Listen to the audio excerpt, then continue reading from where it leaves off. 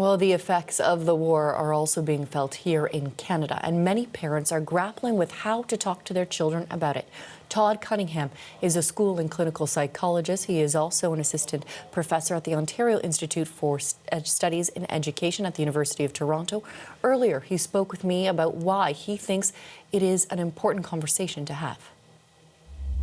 Often as parents, we want to protect our children, but our kids are sponges for information. Like, they're hearing stuff in the playground, seeing stuff on TV, overhearing our conversations, and also really picking up on our energy. So it's important for us to kind of guide them through their thinking so that they can feel safe about what's going on for themselves.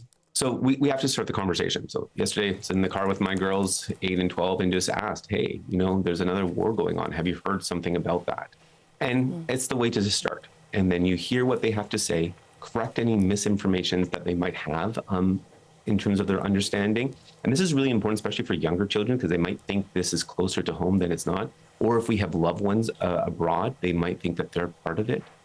The other thing is we have to do is check in about how they're feeling and really reflect back how they're feeling. Especially older individuals are feeling pretty angry by what's going on.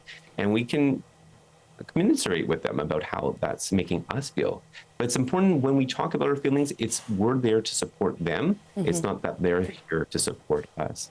And another key piece about this is we need to let them feel empowered, that there's something that they can do. Often a lot of kids feel scared and worried because they feel helpless by what's going on in the world around them. And so even doing small little acts of kindness, such as writing a letter, putting a care package together, can be very helpful in helping them feel more grounded, feeling more safe in the environment that they're in. And the last piece here is we have to also remind them that it's not up to them to kind of take out justice. We don't want them, based on the way that they're feeling insecure, to start to bully others in the playground. It's really about that there are others out there who are working on these really complex situations. There's others out there to keeping us safe and others safe. It's not up to us to try and make the problem better. It's about us trying to work together to make sure that we're all feeling safe.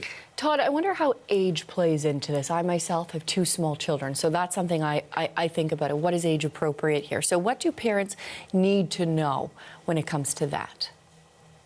It's really about the language that we're using, so with younger kids, my 8 and 12-year-old, especially my 8-year-old, she was like, yeah, I heard her pieces, and that was it. 5-minute conversation, and it was over. Whereas the 12-year-old wanted to get a little bit more information. And again, I didn't want to go into all of it. This doesn't have to be a lecture on the challenges that are going on in the Middle East, but it really is meant to be giving her enough information so that she can feel reassured about her place. Again, all these conversations are about helping them feel more grounded. Whereas more like an 18, 19-year-old, you might have more of an actual bigger conversation. They will have real thoughts and feelings and have information about it. And again, in those conversations, you're really having to reflect your own personal opinions. You're here to listen to your youth and what they're having to say. You don't necessarily want to become confrontational always. Again, our job as parents is to help them feel more settled and safe and be a sounding place for them to be able to test out their ideas and their thoughts, and then correct where we feel that is appropriate.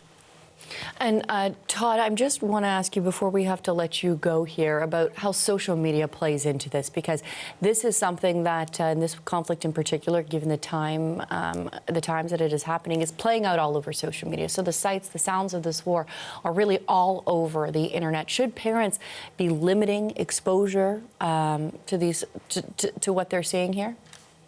Yes. Again, kids can't process what they're seeing. They see these images of going on, and they can't necessarily contextualize that that's happening somewhere far away.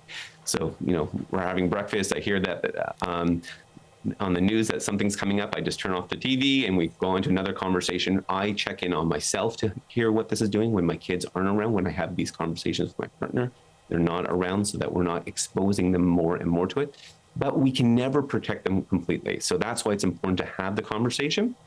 And for the older ones, you might actually want to sit down and, together watch the news so that you can, again, work through and process with them what they're seeing.